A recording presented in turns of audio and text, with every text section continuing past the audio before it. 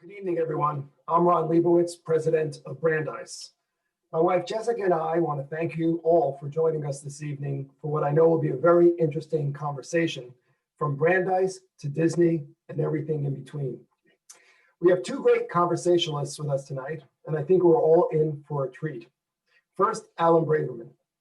Alan serves as the chief legal officer of the Walt Disney Company and oversees its team of attorneys responsible for all aspects of Disney's legal affairs around the world. Previously, Mr. Braverman was executive vice president and general counsel of ABC Inc., where he oversaw the legal affairs of the ABC Broadcast Group, ESPN, and Disney ABC Cable. During his tenure at ABC, he guided the company through numerous lawsuits regarding news reporting and news gathering practices, supervised the company's labor department, and oversaw the government relations function for Capital Cities ABC Inc. Alan was raised in Boston, Massachusetts, where his parents owned a children's clothing store. Alan received a BA in politics from Brandeis in 1969 and subsequently worked for 2 years as a Vista volunteer in Gary, Indiana. In 1975, he received a JD degree, summa cum laude, from Duquesne University in Pittsburgh, where he was also editor-in-chief of the Law Review. Monique Nelson took the helm of UWG, one of the country's leading multicultural marketing agencies, in May 2012, after serving as the senior vice president of brand integration. UWG offers a broad array of services to a diverse clientele, including digital and traditional advertising, consumer insight, public relations, consumer healthcare communications, cultural fluency consulting services, and general marketing. Prior to joining UWG, Monique worked as a sales and marketing account executive at International Paper and as the global lead for entertainment marketing at Motorola. Monique was born and raised in Brooklyn, as was I. One interesting fact about Monique, she grew up taking riding classes and eventually became a blue ribbon winning equestrian. Monique became a Posse Scholar, earning a full scholarship to Vanderbilt University, where she received a BS in Human and Organizational Development. She went on to receive her MBA in International Marketing and Finance from DePaul University. She has been a member of the Brandeis Board of Trustees for a little over a year and already has had a great impact on the university. For that, we thank her. In a moment, I'll turn the mic over to Monique, who will ask the first question of Alan to kick off this evening's conversation. After Monique and Alan engage in conversation, we invite you to submit questions during the Q&A portion of the program. Please use the Q&A button at the bottom of your screen and not the chat function, which will be turned off.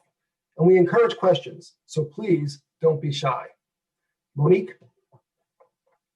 Thank you so much, Ron. Thank you, everyone. I hope you are in for a wonderful evening with Alan Braverman. I am so excited to have this conversation with you, Alan, and it's just an honor and a pleasure.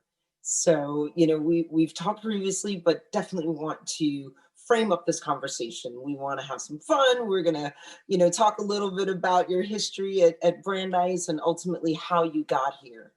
But I'd be remiss not to start this conversation with what we've been coining as the crisis.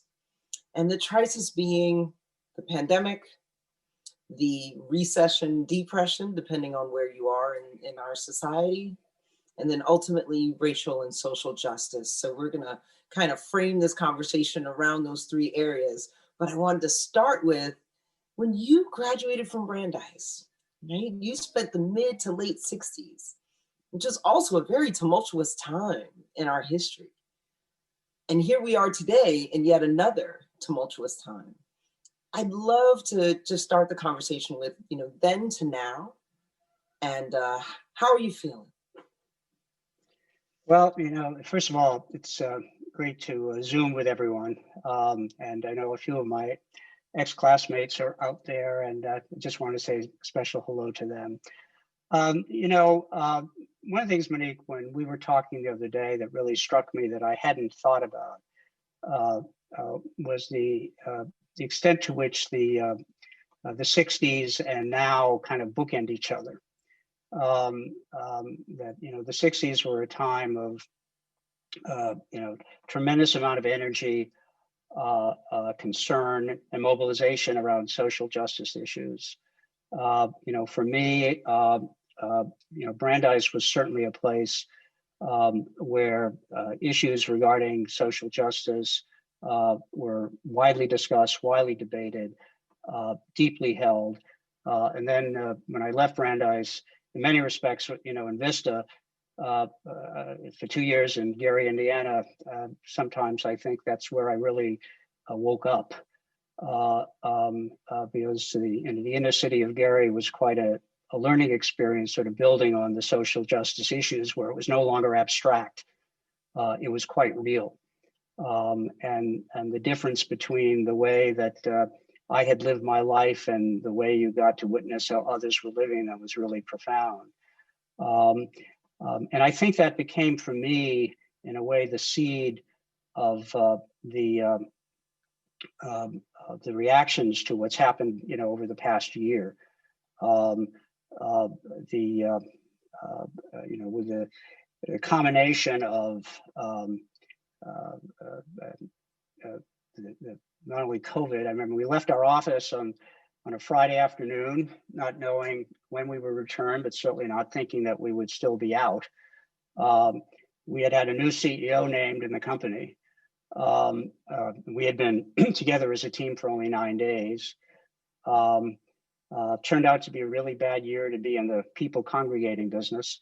And we had to deal with that and watched a number of our businesses close. Dealing with a global staff that across the globe really was working from home and had never worked from home before, in the midst of this crisis.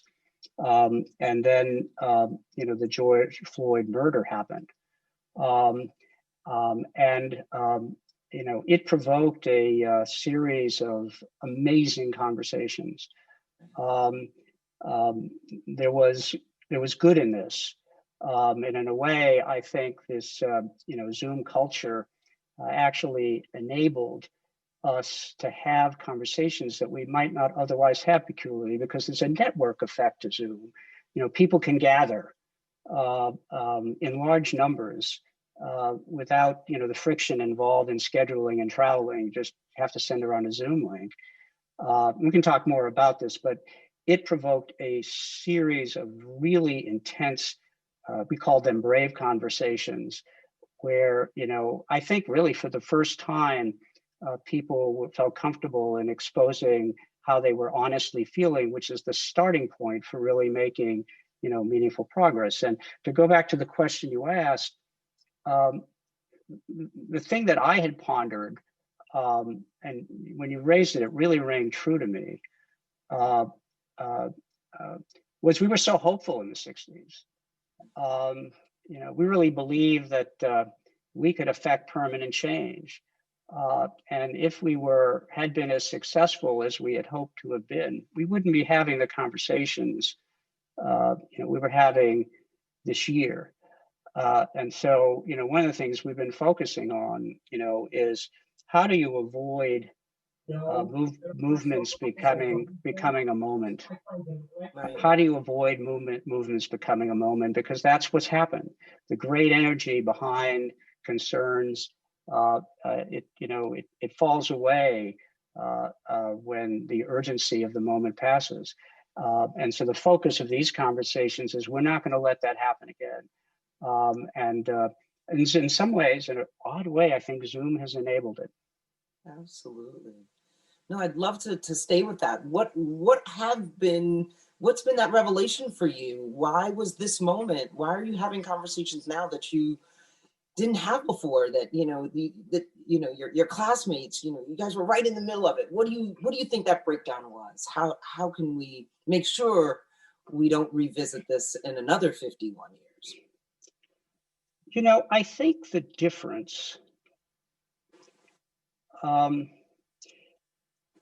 in the 60s, there was a lot of anger, rightfully so, and expressions of anger, and the hill that had to be climbed really required that expression of anger, and the anger in some quarters led to militancy. the conversations that we've been having this year is much more along the lines of how do I bring my authentic self to the workplace? A sense of belonging. I belong, I want to make a contribution. Hear me out, hear me. So that was number one. Number two, I think there's a certain, when the George Floyd murder happened, but it's not singular at all in terms of awful events like that. There was real hurt, real profound hurt. And I think one of the breakthroughs was in a kind of funny way, it was happening so frequently that the hurt wasn't acknowledged. And this was sort of a galvanizing moment, a point in time where people said, I am hurting. This is what it's like to be Black in America. Hear me. And that was combined with, this is what it's like to be Black in an institution, in a company, in a legal department. Hear me. And, we talked, Monique, one of my huge priorities and passions is the importance of diversity and inclusion in the legal profession, which has done a woeful job. So it's been a journey we've been on, and at Disney for 8 or 9 years. I believe strongly that as lawyers, what we do is we're in the problem solving business, dealing with disputes among people. And in order to be effective in forging solutions to conflicts among people, you need to have by your side people who can understand what's driving conflicts among people, to have their perspective in mind. So from the perspective of just running the department and doing the job, I have felt for a long time that we needed to be a highly diverse group of lawyers, paralegals, and assistants. It was an imperative to doing what we were being asked to do. So, 8, 9 years ago, I can't remember how long, we were the first department to institute the Rooney Rule. I interview everyone we hire at Disney, everyone. Because I think that, so it's my voir dire moment. It's my opportunity to say, this is what we're about, are you in? And because I did that, I was able to establish a practice where I would not interview anyone for a job unless there was a diverse pool of candidates. And that put pressure on the process. And for the last 8 or 9 years, I think 75% of our new hires have been diverse. So you would think that's great. And, in terms of numbers, and I thought, well, this is kind of easy. You just, if you can hire enough diverse lawyers, both women and lawyers of color, over a long enough period of time, and everyone sees themselves in the department, then you've achieved the inclusion goal, because diversity is just the path to inclusion. That's right. You can achieve the inclusion goal. Well, you know what? Not so fast. Because we have the numbers and we're proud of it, and we've made progress as in that respect.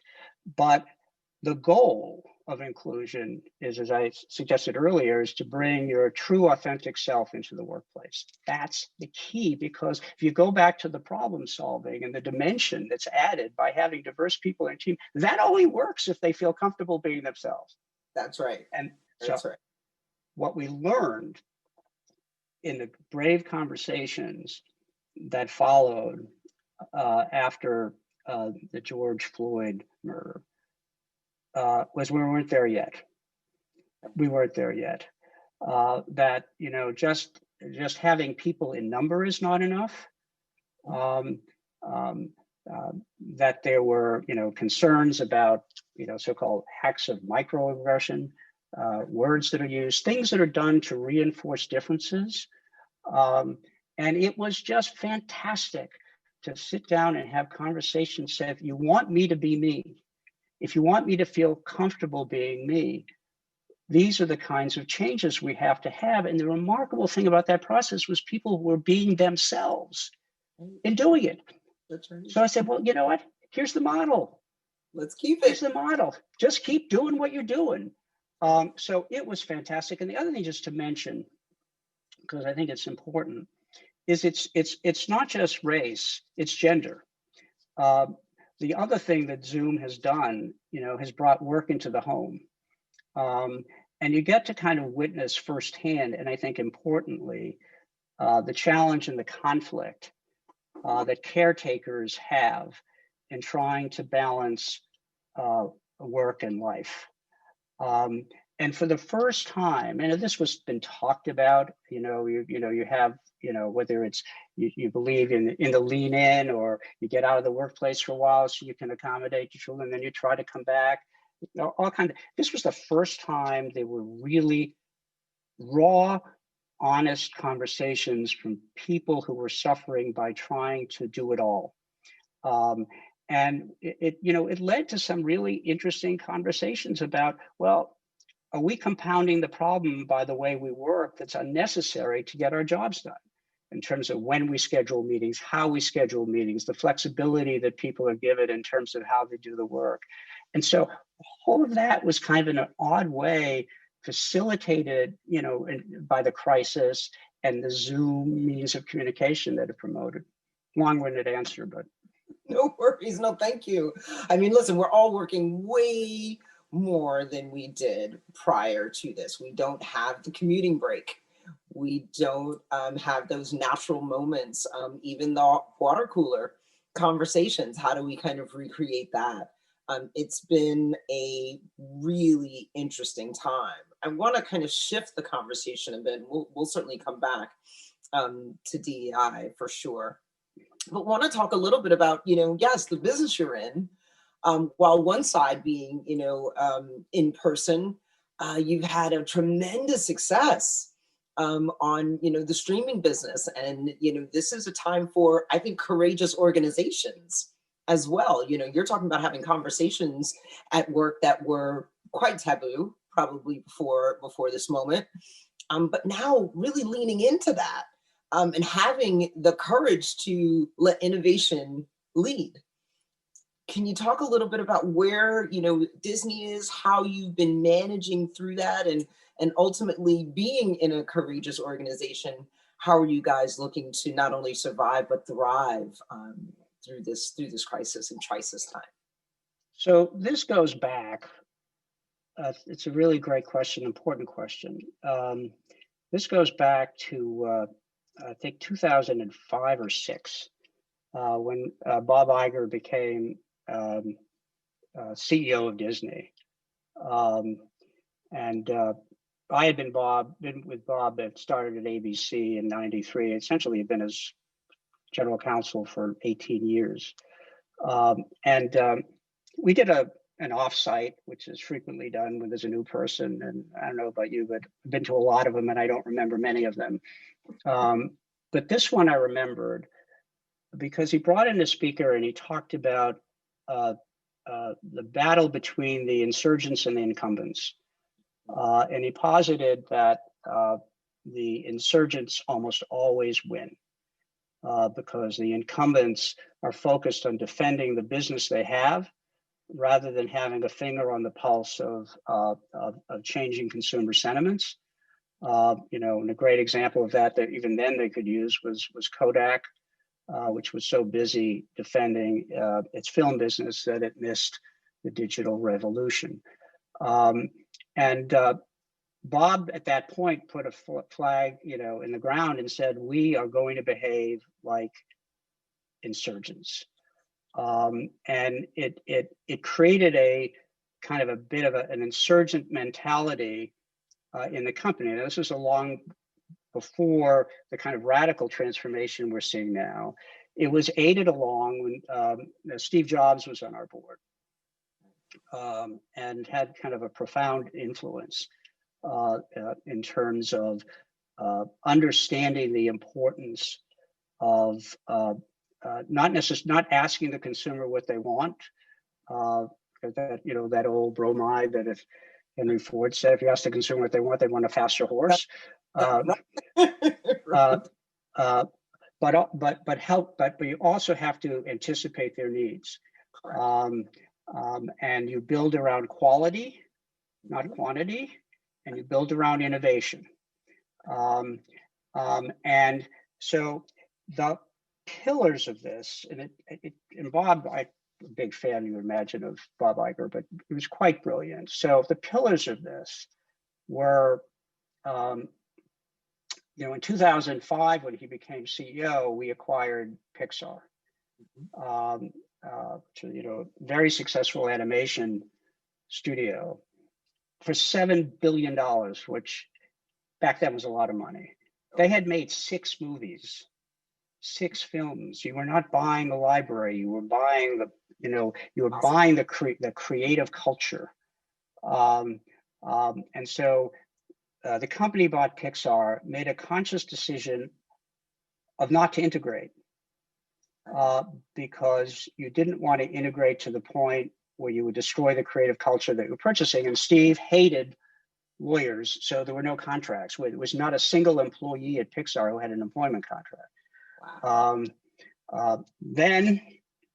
And he bought it because he thought, and correctly so, that animation was the lifeblood of Disney. We had gone into a long trough of creative output. And it was a kind of genius idea of there were 2 leaders of Pixar, Ed Catmull and John Lasseter, that they would come and they would co-manage Disney Animation and set up kind of a little rivalry between the 2 studios, which is in fact what happened. Then the next move was to acquire Marvel Entertainment, because we realized that we were skewing a little bit more younger and female. Then Lucasfilm, and then 21st Century Fox. Why? Because of a belief that at the end of the day, the quality of content is going to be the differentiator of success. And then another acquisition that got no attention, which was this company called BAMTech, which is the end-to-end platform that was servicing MajorLeagueBaseball.com, the NHL.com, HBO back in those days, and it was the world's leading end-to-end provider of high-speed video at scale. Then we started to see a deterioration in the existing means of distribution of video content, which is cable and satellite subscription. It is a wonderful business. Going back to, it is like film stock to Kodak. I mean, if you have a linear network, and we had, we had all the ESPN networks, we had the Disney Channel, we had A&E, we had the ABC television network. Life was good because you got paid per subscriber, whether they watched you or not. Or not, right? Or not. And for many years, while cable and satellite were growing in popularity, the cable subscriber universe was growing. So it was a wonderful business. It was very predictable and wonderful. And then 2008 happened, and the recession. And people started to say, do I want a Frappuccino or do I want my cable bill? And we started to see a fall off in the subscription levels for satellite and cable, coupled with the fact that technology was really starting to take off, and the willingness, particularly of younger generations, to consume media on phones and tablets. They were abandoning that form of distribution. So we realized that this was, in a sense, a bit of a over time, a melting ice cube. And if you have all this great content, you have to find a means of distributing it to satisfy that form of consumer demand. And piracy was on the rise. And in part, I've always viewed piracy as a bit of a manifestation of consumer demand. The content, entertainment companies made money by making people wait. Go to the theater and see it. If you don't see the theater, you're not going to watch it for a while. You might be able to buy a DVD. If you don't want to buy a DVD, well, you have to wait for a while. Then you might see it on HBO. And the same thing with television. If the show is on Wednesday at 9, you didn't see it. Well, if you can figure out how to use a VCR, maybe you can find it. But otherwise, you have to wait. People were tired of waiting, and they got more sophisticated about how to access content online, even if it was through a pirated means. So, you had to offer content on a well-priced, well-timed basis in the way people wanted to consume it. So that sounds all great in theory until you look at your bottom line, because these businesses that are starting to dwindle are still very good businesses. A lot of companies would love to be in those businesses. And so the point of courage is, at what point do you start leaning into direct-to-consumer businesses, which are yet unproven, but hold great promise at the expense of maximizing your short-term returns, because you are surely starting to cannibalize yourself. And that is the courage of the leadership of Disney. I tell you, there are times that you just get proud, because you see people who see the future. Bob saw the future. Steve Jobs saw the future. Our current CEO, Bob Chapek, sees the future, and have the courage to say, we're going after it. We are going to be the insurgents, and we're going to lead in the insurgency, even at the expense of our incumbent business. So as the legal representation to the insurgents, how has that been? I'm sure you've had to get very creative as to how you see these businesses, especially as they want to remain authentic, and the content being king, so important that the culture thrives. I always tell people, culture eats strategy for breakfast, and all day, every day. So, love to hear a little bit more about, the intricacies of, how you as a legal, person, have to kind of look at this thing and make sure that it is papered to a point where everything is protected, but also allowing it to live and breathe and thrive. It's a challenge. One of the things about insurgents is they're really impatient. Yes. And you have to be nimble, because the pace of change is so fast, and decisions have to be made more quickly than maybe lawyers would like, because lawyers like to study and reflect and pause. But I'll tell you how I've differentiated it. There's one area of risk which we cannot take ever, and that relates to our brand. The thing that differentiates Disney, and I think gives it its greatest competitive advantage, is the extent to which there's trust. People have trust in our brand, and that trust is both a strength and a potential vulnerability. Because if you violate that trust, you're probably doing more harm to shareholder value than virtually any other company you can think of. So in areas that involve taking brand risk, and doing things that look like they would be off-brand, and that can be, the result of a legal position, as well as part of what we do in legal is we're kind of at the intersection of decisions. So when we see things that are brand insensitive, we'll get involved as well. There we can't. There we have to be resolute. With regard to other risks, the way I've always thought about the job of a lawyer, particularly in-house, is legal risk is an input to a business decision. Our job is, to assess the likelihood of a risk, to try to quantify its impact if it occurs, and to try to make some judgment about the likelihood of its occurrence. And then to make sure that decision is made by someone of sufficiently high seniority, given the gravity of the risk. And so what you try to do is, there are certain instances that happened this week. I can't say what, but it happened this week, where there was a lawyer, who just happened to raise something. And to me, it was a CEO level decision, because the nature of the risk involved was so great. It wasn't a brand risk. It was an operational risk, that had to be elevated. So it's really hard, but it's incredibly fun and challenging. I had my first legal retreat that I had when I got the job a long time ago was about law. It's funny looking back on it. It was like lawyering from transformational times is what it was called. But when I look at those were such calm waters. The fact that I thought those were transformational, my God, we ain't seen nothing yet.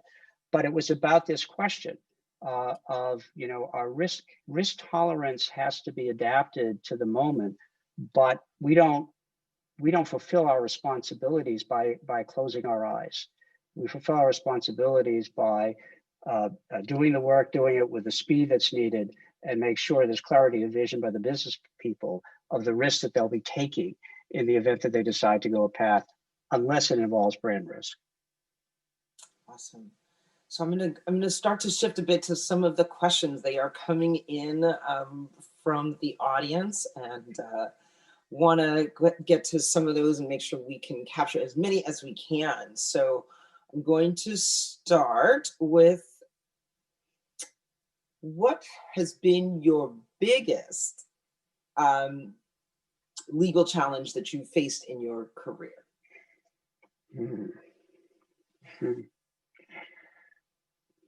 It's a great question.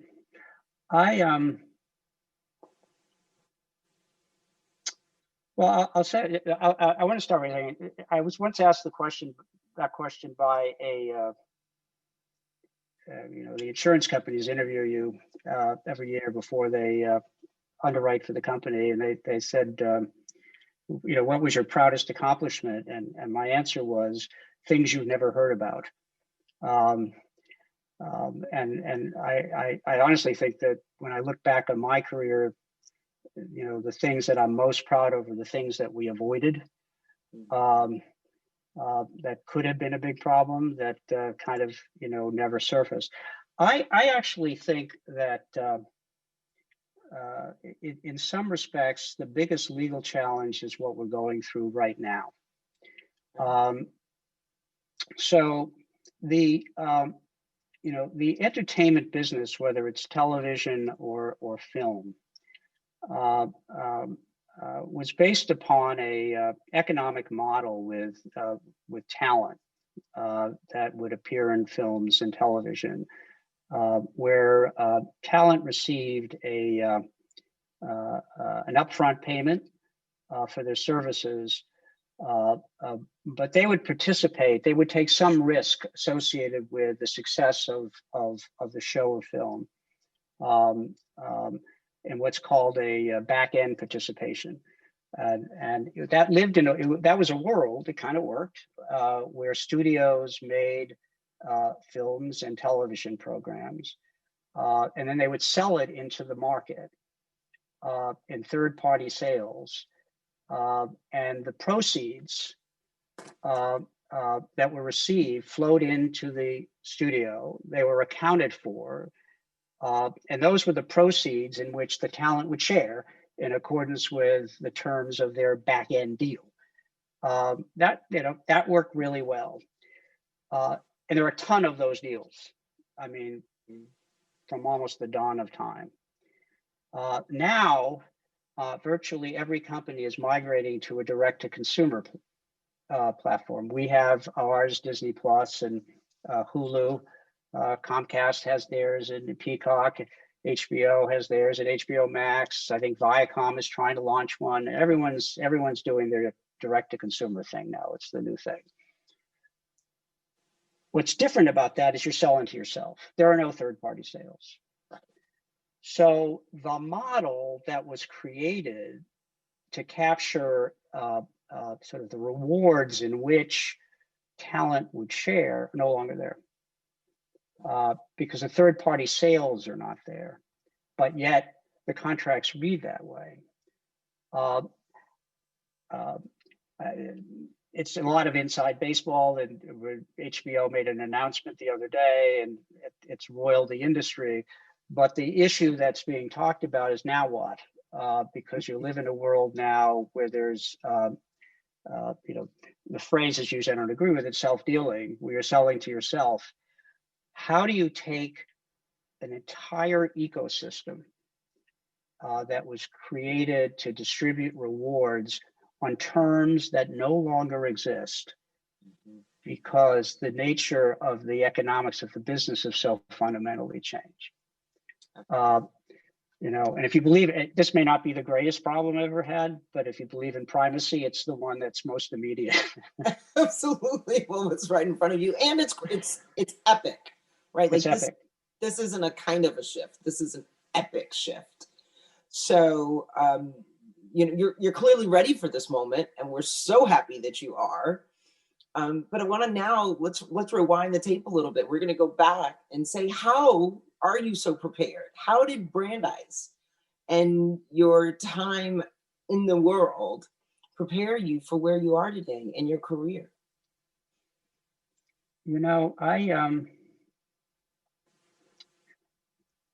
It's a great question. I don't, I think along the way, my mother used to say, everything happens for a reason.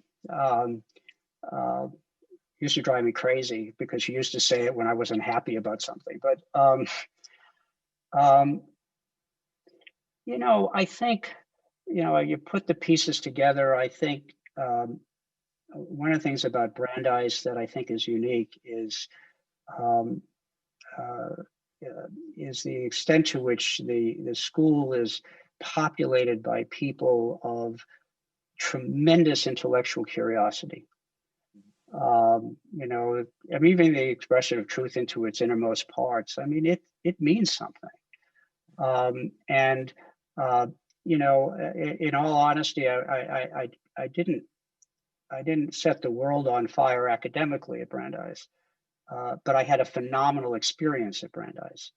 And I think that curiosity, that willingness to be open-minded and explore, different points of view, and to not be so sure that you're right. Because you're surrounded by smart people who, challenge your thinking, not in a competitive way, but in a curious way. And then, in Vista, I saw the life I would hope I would never have to lead. The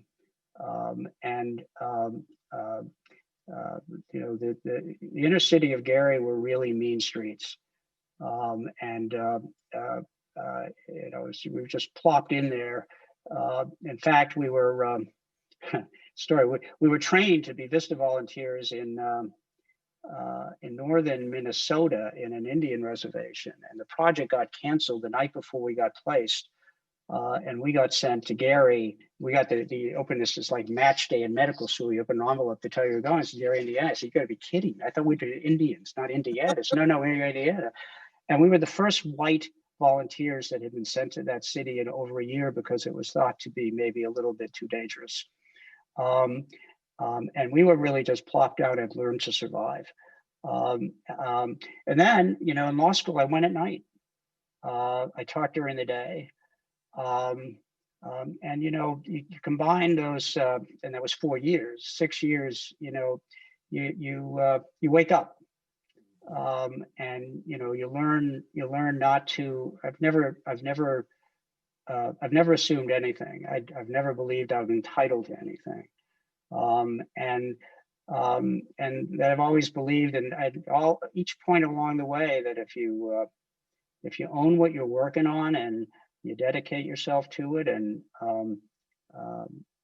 good things come from it. So I don't know. I went to a law firm that was phenomenal. I mean, and just I lucked out.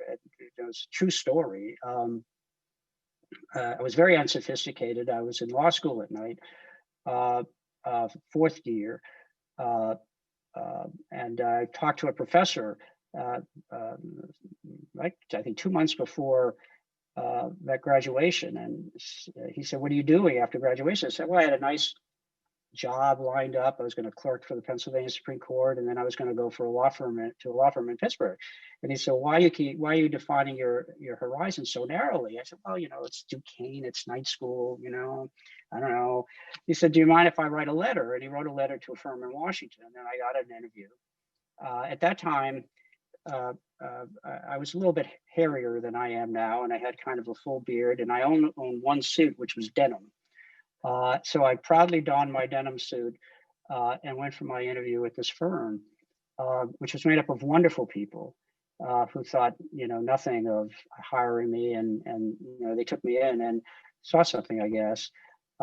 And they too were just brilliant, brilliant people. So each step along the way, I've just been surrounded by, I'm really lucky. And at the head of that firm was Lloyd Cutler, who was a legend in Washington, and he was, and John Pickering. They were legendary in the city. And then when I went to ABC, I worked for Tom Murphy, and who was a legend in broadcasting, and then Michael Eisner, and then Bob Iger, and now Bob Chapek. I mean, it's just been a hell of a ride, So I've been surrounded by great people. I've tried to learn from them along the way. Hopefully, take the best. And but I don't know. I kind of it's stitching all those things together somehow that leads me where I am today. So as you navigated your career, it sounds like you always had, a support system around you, in some form or fashion. How did that come to be? Was that something that you curated? Was that something that, again, kind of appeared as you presented yourself as your authentic self? How does that, manifest itself for you? And ultimately, as we're looking forward, how does that affect, the next chapter? So I think kind of there are two layers of support system. I have an amazing family, and they've been there for me throughout. They are, I think, as a family, none of us take ourselves too seriously, so they've always kept me very grounded. And whenever there were points along the way where I needed support, my God, they were there. The second thing is you can't underestimate. I don't underestimate the importance of real mentors. And I know, Monique, you know this because the real word is sponsorship. Mentoring is cheap, sponsorship is real, and the difference is you put your skin in the game and put your own reputation on the line.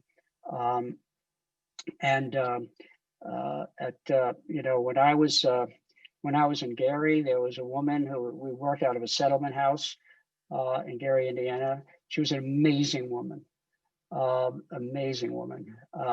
was the support structure for me, in Gary, as well as some of the volunteers. Then when I went to the law firm, Wilmer Cutler, there were a couple of partners who took me under their wing, and really helped, guide me.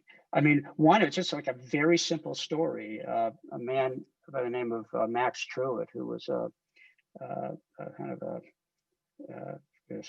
Washington Brahmin kind of family. I think his grandfather at one point ran for vice president, and big burly guy. And I remember when I was a first year associate, I think the firm was trying to figure out what to make of me now that they hired me. I was working in the library. He came to me. He said, Braverman, he put his arm around me. He said, Braverman, you're going to work on this case with me. I said, you know what your job is? I said, well, what's my job? He said, your job is to be my lawyer. And I said, well, he said, you know what that means? I said, well, he said, what that means is you get to worry for me. So when I go home at night, I don't have to worry. Awesome. But along the way, there were people who, provided that guidance. You're dropped into situations, and there's not a guidebook, and it's easy to make mistakes. about paths to take. And I just have been really fortunate. And then, when I, came to Cap Cities and ultimately Disney, I mean, no one could have a greater leader to help mold you than I had with Bob Iger. That's awesome. Thank you for sharing. So I've got a softball question. What was the name of the band you were in at Brandeis? Oh God, yeah, it's so embarrassing. Second coming, second coming. Not that we were immodest. That's awesome. I love it. And what was your what was your role in the band? I was a singer. You were the singer. Oh, I won't do that to you tonight. We were not legendary, believe me.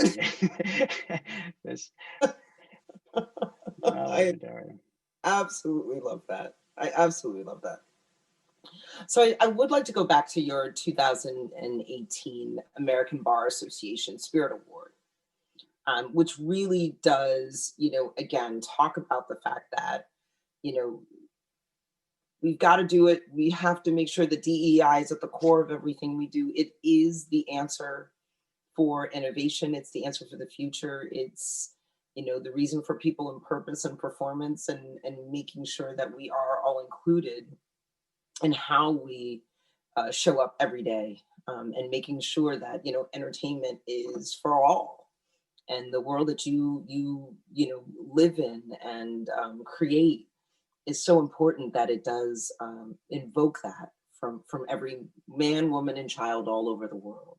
And those are big things to shoulder, but they're so very important. And as we're looking at the landscape now, it's very polarized, and we're all going to have to try to find a way to figure out that we get out of our own echo chambers, right? We just talked about the fact that everything's streamed, everybody can get their own lane, and not necessarily be exposed to all the beauty that diversity has to offer. So would love to, talk to you a little bit about how do we see that, evolving over time, the next, 2, 5, 7 years. How do we do a better job of making sure we don't just talk to ourselves, but that we impart the fact that difference is where the real innovation, the real future is. So, here I'm, I prefer to be an optimist, and I think, and I don't want to overstate it, but I think Disney has a role to play. We were talking about diversity. I was talking about it from the perspective of running the legal function, and but there's an important cultural perspective to diversity, and I think the company, can have an impact, and I think it has had an impact. A number of years ago, we quite consciously started doing animated films that were built around female empowerment themes, and Brave, and kids see themselves, girls see themselves in a different way, and even in the superhero movies, creating a different image. And then you have a film like Coco, celebrating Mexican culture, Moana, celebrating South Asian folklore, and then Black Panther. Tell you that was one of the most. I happened to go to the premiere of Black Panther. It was one of the most amazing things. It was like a cultural celebration. Those things have impact on culture, because they tend to challenge stereotypes, and humanize the differences. One of the reasons that the company itself has been so focused on diversity, it's much broader than legal. Legal's my little part of the world, but having diversity both in front of and behind the camera and in our storytelling I think is part of the solution to break through this, these rigid stereotypical notions that are keeping people apart. So I hope the company continues to pursue that course. We are. Just seeing our creative output for the next 2 years, it's quite something in that regard. And I hope it makes a cultural impact on people saying, wait a minute, maybe I got to rethink these, as I say, stereotypical notions that I have of people. Awesome. Thank you for that. So another softball, and then we're going to have you give a little advice. So the next softball is, when was your first experience at Disney, and what was your favorite attraction? My favorite attraction at my first experience at Disney. Mm-hmm. And what was your favorite attraction at the theme park? Well, I'll say the second. My favorite attraction at the theme parks, unfortunately, is in Shanghai. Okay. Where we reimagined the Pirates of the Caribbean ride, and a very much of a multimedia. It's really extraordinary because you do feel as though you are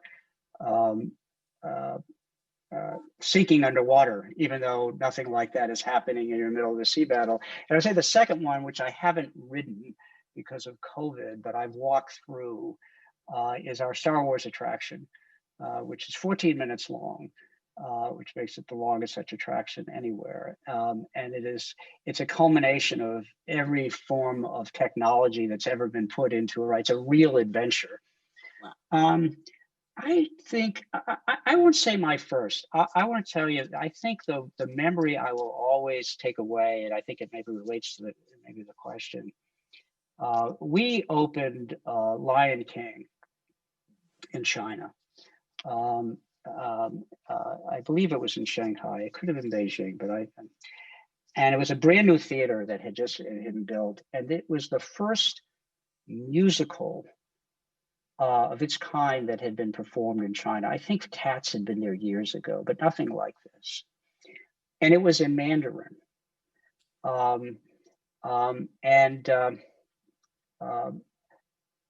spent the entire performance looking around into the eyes of the children in the audience, and saw the wonder in their eyes. They had never seen anything like this, and it was captivating them, and it was moving them. And I remember walking out, a group of us walking out, and walking down the steps of this huge theater, and we said to each other, "This is what we do. This is what we do." And it always stayed with me, because I think that's why I've always loved being so much a part of Disney as a company. So it wasn't my first experience, but in some ways it was the most impactful. That's awesome. So because everyone wants to have that experience, of course, I must ask the patented question: how does an attorney work at Disney? How do they have this fabulous experience that you've had over these last 51 years that has just been extraordinary? And what advice would you give them? Well, the advice I give everybody is, two things. One is, as I said earlier, own what you're doing, because I think that's the path to success. And particularly in times of great transformation and disruption, it's always best to look out the windshield and not in the rearview mirror. So many people are holding on to the past, wishing it were different, and taking their eye off the road that they're currently on, because you can't reverse the trends and the circumstances that have changed your current your current position. You've got to adapt. And I would say, for people who do those things, I mean, we're always open for business when we do hire. But I would say those two things, and particularly particularly the latter. It's really interesting to me that when disruptions happen, and they do happen, and some of them are consequential, and people's jobs change, or their scope of responsibility change, or the future is not as immediately happy as they thought it would be. They start looking at that rear view mirror and looking at a past they can no longer capture, and they're missing so much of the present, and they're missing their ability to navigate through the circumstance they find themselves. So that would be my advice. So we look like we're, on our way to a time of no return. This moment, this 2020, this moment of clarity, as it's been told, right? We actually have 2020 vision. We didn't say we were going to love what we saw, but we now have seen it. What do you think has changed permanently? Especially with respect to the industry of media, entertainment at all, but please feel free to be broad. And then what do you think are some of the things that we will return to? I think what's changed permanently from a media standpoint is that people are increasingly going to have a choice about the means in which they choose to consume content. I think that content will increasingly be made more immediately available and more accessible. I'm not one who believes that the so-called multi-package that you subscribe to in cable and satellite is going to disappear. I just think you're going to wind up in a world where people make choices of what pattern of consumption best fits what available products there are. But I think that there's going to be a heavy shift toward direct-to-consumer consumption because of the amount of investment that's now being made in quality content that's going to appear there. And in terms of my hope, I don't know if it will happen. My hope is that, to go back to what I said earlier, the momentum behind the conversations that we've had in terms of how you accommodate work-life balance in a workplace, how you enable people to bring their authentic selves, that those become permanent features of what the workplace is. I don't think we're going to go back to a place where in many instances where you're in an office 5 days a week, but I do think there's physical presence I know it's badly missed, and I know it has a role in an important place. And so I think it'll be some amalgam of that. And I think we'll all be better off for it. I think that there's good that can come of this horrible year. There have been good things that have happened. I once read, I don't remember it, that the number of inventions that were occurred during the Depression, it was an astounding number. There's good. We just have to learn to harvest it and hold on to it when we return to more normalized lives. Absolutely. Well, Alan, it has just been such an honor to spend this time with you. So many gems I've written down. Let's not let the momentum turn into a moment, which I think is just such a critical takeaway from tonight. I am so proud to have been able to spend this time with you, as that you've made a major contribution, not only personally for your law family, but certainly you've made a lasting impression on your Brandeis family and community. And with that, I want to just say thank you. Thank you again for spending the time. Thank you from the Board of Trustees of Brandeis and President Leibowitz. And then everyone else, please stay safe, stay well, and enjoy the rest of the holiday season. And we will definitely see you in 2021. Thank you again. Thank you, Monique. Thank you. Appreciate it.